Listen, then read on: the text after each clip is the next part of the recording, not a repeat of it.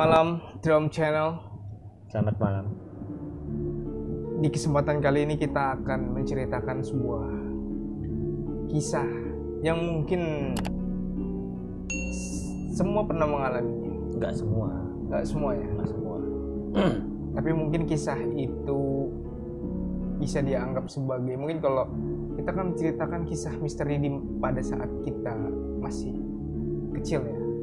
Jadi mungkin banyak orang yang mengatakan bahwa tidak ada yang namanya hantu ataupun makhluk lainnya selain manusia. Padahal ada. Salah satunya kisah yang pernah dialami oleh Omer. Betul. Dulu waktu usia saya sekitar belasan tahun, saya pernah mengalami di rumah yang tempat saya tinggal itu.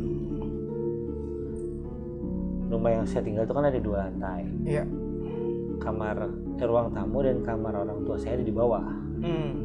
Saya di lantai atas. Lantai atas itu ada 3 kamar. Kamar depan, tengah, dan belakang. Kamar saya paling belakang dekat tangga. Posisinya adalah kamar saya lowong, nggak ada pintunya. Kamar tengah, nenek dan kakek saya sudah tidur.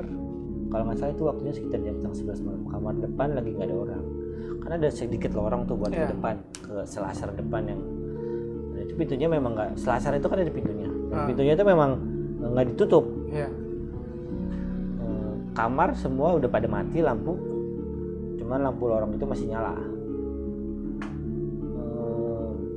Antara saya tidur dan nggak tidur, tapi saya ngerasanya bahwa saya tidur, saya nggak tidur. Jadi nggak berapa lama, ya mungkin karena memang sudah hawa, jadi saya ngerasa agak sedikit gelisah dan nggak bisa tidur kan. Sampai saatnya ada suara seperti orang melompat-lompat, tapi halus kan, sangat-sangat halus. Bahkan mungkin terdengarnya pun harus benar-benar dalam keadaan tenang. Karena saya penasaran, saya melihat di bawah bantal, di balik bawah bantal gitu kan. Di balik bawah bantal, kok suaranya makin lama makin dekat nih. Jadi kayak berjalan atau melompat tapi semakin dekat. Cuma tidak ada apa-apa ya. Sampai saat itu saya belum tahu itu apa. Sampai akhirnya tiba-tiba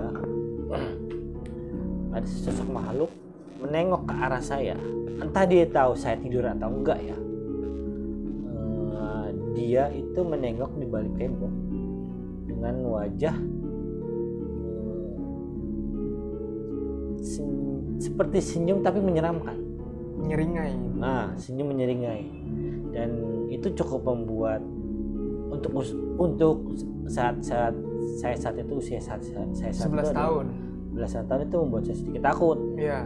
Bukan sedikit takut, tapi sangat takut. Tapi jarak wajah yang menyeringai itu jauh? Enggak, itu sangat dekat. Sangat dekat. Jadi di balik tembok, di balik pintu, tiba-tiba dia muncul gitu. Jadi kira-kira mungkin jaraknya sekitar 3 meter, 4 meter lah. Dia menengok, tapi yang jauh Pak, 4 meter. Mungkin sekitar 3 sampai 4 meter lah. Dan dia tuh senyum menyeringainya itu kayak ngeledek. Sosoknya itu bisa dilihat dia itu sosoknya seperti apa? Ini nih bisa dirincikan. Kalau yang kita tahu sekarang itu seperti bisa disebut sebagai pocong. Dia yang saya ingat adalah mukanya hitam, tapi matanya berwarna merah. Berarti seperti yang banyak dialami ya. Maksudnya setiap orang yang mengalami itu selalu mendefinisikan sosok makhluk itu sesuai seperti itu ya? Bisa dibilang seperti itu. Dan yang saya pikir adalah saya tahu dia antara tahu dan nggak tahu bahwa saya masih belum tidur. Senyum menyeringai. Jam berapa itu? Sekitar jam berapa? Sekitar jam 10:30-an lah. 10:30 ya. Tapi kan saat itu udah pada tidur. Tapi ingat nggak itu ada hari apa?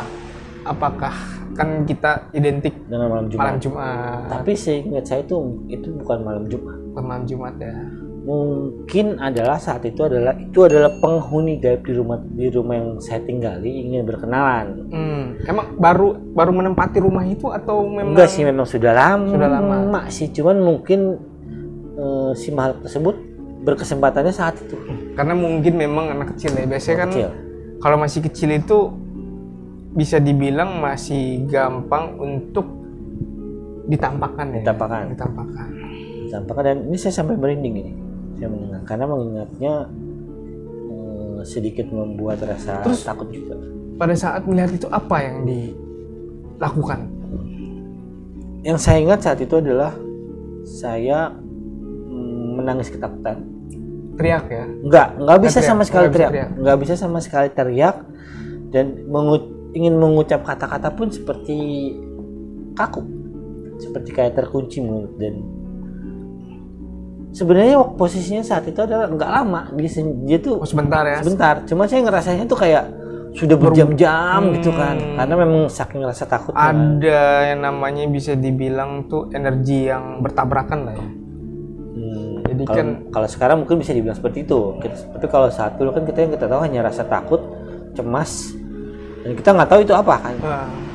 Karena kita ngelihat wajahnya sudah sangat menyeramkan, ya otomatis kita nggak ada pilihan lain selain kalau mungkin saya bisa lari, mungkin saya bisa lari. Tapi saat saya nggak bisa lari ya cuma bisa-bisa tiba-tiba menangis, ketakutan, terbangun, maksudnya tertidur, kemudian terbangun. Tapi saya masih mengingat betul posisi dia senyum menyeringainya. Gue bisa itu sih membayangkan sih dari cerita lo, gue bisa membayangkan posisi dia gitu kan. Jadi seolah-olah kayak nyata gitu. Kayak nyata, dan antara mau berkenalan atau ngelendek sebenarnya. Ya mungkin dia punya maksud khusus, atau memang dia apa ya? Ya memang kan sudah tugasnya untuk mengganggu ya. Mungkin memang jodohnya kan, kalau katanya mitosnya itu kan saat bertemu dengan makhluk-makhluk tersebut. Iya, ada waktunya, tidak sembarangan ya. Jadi kayak pertemuan itu atau dia menunjukkan itu, kita memang sudah waktunya aja. Waktunya memang ketemu kan. Betul. Ya cuman ya nggak saat kecil juga gitu kan. Kalau saat usia masih balita mungkin kita masih menganggap biasa kan. Saat itu saya usianya sudah mau beranjak remaja, ya otomatis rasa takutnya tuh beda dengan saat masih kecil kan. Tapi itu masih terbayang sampai sekarang. Sampai sekarang pun masih terbayang bentuk muka si pocong tersebut. Dan menciptakan trauma nggak sebenarnya? Kalau trauma sih enggak. Enggak ya? Trauma sih enggak sih sebenarnya. Kalau misalnya di tempat-tempat sepi atau di suatu tempat suka merasakan kayaknya ini sebenarnya makhluk tersebut adalah melihat berdasarkan aura kita. Kalau aura kita, ya malum lah, kita manusia biasa loh, walaupun kita diciptakan derajatnya lebih tinggi, tetap aja kan kita pasti ngerasa takut kan di tempat-tempat sepi. Yang pasti makhluk tersebut biasanya ngeliat dari aura kita. Kalau aura kita terlihat berwarna agak sedikit pudar, ya mungkin energi kita ketarik sama mereka. Tapi kalau kita ngerasanya biasa aja pun, hanya untuk orang-orang tertentu yang memang sudah biasa aja kan. Kalau misalnya untuk ukuran saya mah, ya rasa takut itu wajar sebenarnya. Cuman ini pilihannya antara lari atau diem aja. Jadi memang, tapi ada efeknya ya, maksudnya setelah melihat itu, apakah selanjutnya bisa lebih mudah untuk melihat makhluk halus, atau memang akhirnya setelah melihat itu, jika melihat untuk kedua kali, ketiga kalinya nggak terlalu? Nggak pernah melihat lagi, tapi bisa sedikit merasakan. Merasakan. Jadi sixth sense itu kan, sixth sense manusia itu kan sebenarnya semua manusia bisa merasakan kan kehadiran. Maksudnya bukan merasakan dalam hati kita dalam hati takut, bukan. Dalam hati kita ada di suatu tempat, kita bisa merasakan itu. Sebenarnya manusia bisa, cuma diperdalam atau enggak. Saya saat itu sempat bisa, maksudnya dalam hati memang benar-benar bisa ngerasain.